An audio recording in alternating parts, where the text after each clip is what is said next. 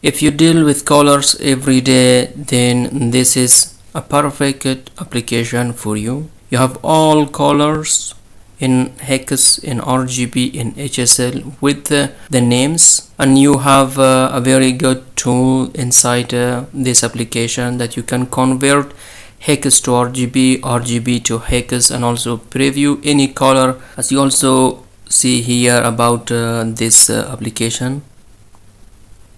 To install this application on your Android device, go to Play Store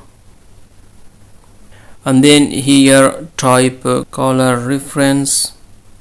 Because the application is new, click on new. This is the application, click on it. I have installed the application and I am using the application every day. So let's see how this application looks like. Open, and this is how it looks like. Here you have a list of most used colors. For example, this one here, the RGB, here the hex, and here the HSL value of this color that you can also copy.